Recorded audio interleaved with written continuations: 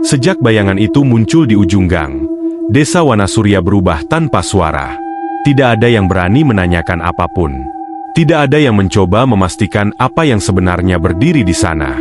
Warga memilih menutup pintu lebih cepat dan menundukkan kepala saat melewati gang itu. Raka masih ingat malam keempat Ramadan. Bayangan itu tidak bergerak, tidak mendekat. Namun cukup untuk membuatnya mengerti bahwa desa ini sedang dijaga oleh sesuatu yang tidak ingin diganggu. Suasana yang tadinya sunyi, terasa menekan.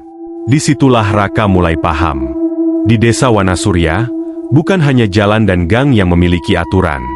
Beberapa nama tidak boleh disebut, apalagi saat Ramadan.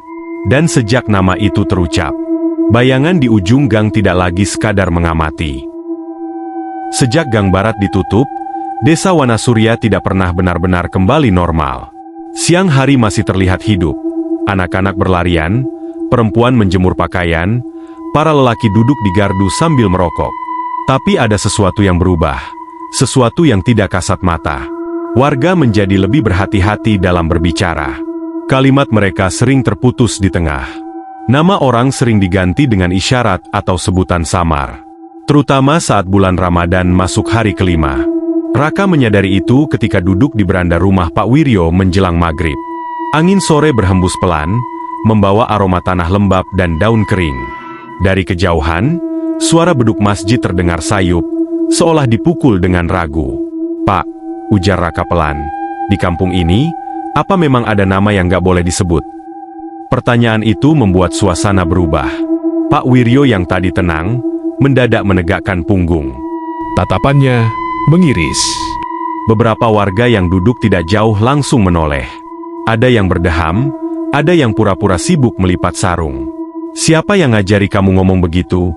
tanya Pak Wiryo, suaranya berat. "Bukan siapa-siapa," jawab Raka.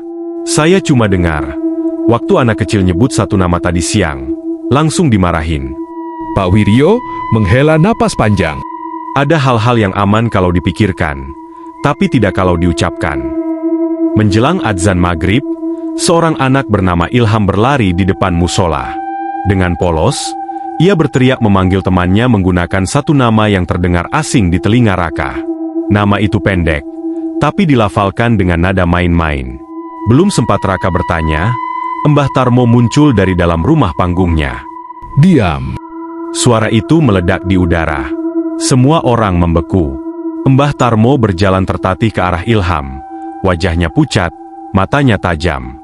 Tangannya gemetar bukan karena usia, tapi karena marah yang ditahan. "Jangan pernah sebut nama itu di bulan ini," katanya pelan tapi penuh tekanan. "Apalagi menjelang maghrib."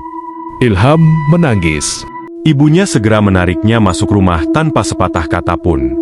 Adzan maghrib berkumandang, tapi nadanya terdengar aneh, sedikit sumbang, seolah pengeras suara menolak mengalirkannya. Raka merinding. Malamnya, setelah tarawih, Raka kembali mendengar suara langkah di jalan. Bukan di gang barat, tapi di jalan depan rumahnya. Langkah pelan, teratur, berhenti tepat di bawah lampu jalan yang redup. Raka mengintip dari celah jendela. Tidak ada siapa-siapa. Namun ia mendengar sesuatu yang membuat dadanya mengencang. Seseorang, atau sesuatu, sedang menyebut nama-nama. Bukan satu, banyak. Diucapkan berurutan, dengan suara datar, seperti orang membaca daftar. Beberapa nama terdengar seperti nama manusia. Beberapa lainnya terdengar asing, berat, dan salah di telinga. Setiap kali satu nama disebut, angin berembus lebih dingin. Raka mundur perlahan. Ia teringat perkataan Pak Wiryo, ada yang tidak boleh diucapkan. Keesokan paginya, warga menemukan Pak Suradi, penjaga musola, jatuh sakit. Mulutnya komat kami terus, menyebut satu nama yang sama berulang-ulang. Saat ditanya, ia hanya menangis dan berkata, "Aku cuma jawab, aku pikir dia orang." Mbah Tarmo dipanggil. "Ramadan ini ada yang bangun," katanya singkat. "Penunggu lama, yang hanya datang kalau dipanggil namanya." Raka menelan ludah. Kalau namanya sudah terlanjur disebut, Mbah Tarmo menatapnya lama. Berarti dia sudah tahu siapa saja yang bisa dia ambil. Dan malam itu, Suara langkah kembali terdengar. Lebih dekat. Lebih lama. Seolah tidak hanya lewat. Seolah sedang mencari. Malam semakin larut, dan desa Wanasurya seperti menahan nafasnya sendiri. Setelah suara langkah itu menghilang, tidak ada satupun rumah yang berani mematikan lampu. Cahaya redup menyala di balik jendela-jendela tertutup, seperti mata yang berjaga dengan ketakutan. Pak Suradi masih terbaring di musola. Nafasnya berat, dadanya naik turun tidak beraturan. Setiap beberapa menit, bibirnya kembali bergerak. Nama itu, nama yang sama. Mbah Tarmo duduk di sampingnya, memegang tasbih kayu tua yang sudah menghitam. Ia tidak membaca doa keras-keras.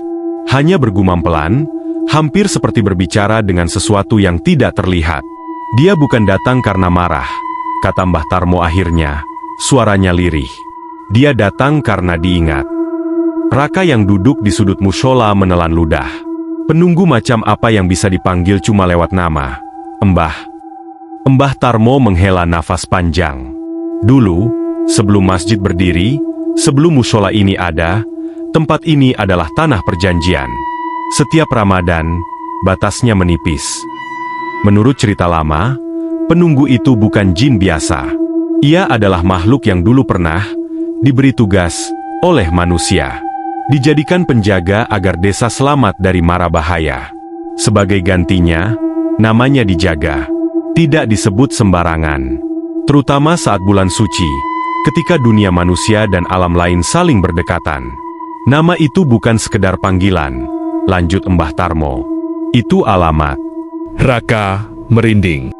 Malam itu, kejadian aneh terjadi lagi. Seorang ibu hamil bermimpi didatangi sosok tinggi hitam yang berdiri di sudut kamarnya. Sosok itu tidak menyentuh, tidak berbicara. Hanya berdiri sambil menyebut satu nama anak yang belum lahir. Pagi harinya, ibu itu demam tinggi. Warga mulai saling mencurigai. Siapa yang menyebut nama itu pertama kali? Siapa yang memanggil tanpa sadar? Ramadan yang seharusnya membawa ketenangan berubah menjadi bulan penuh bisik dan ketakutan. Puncaknya terjadi pada malam kelima.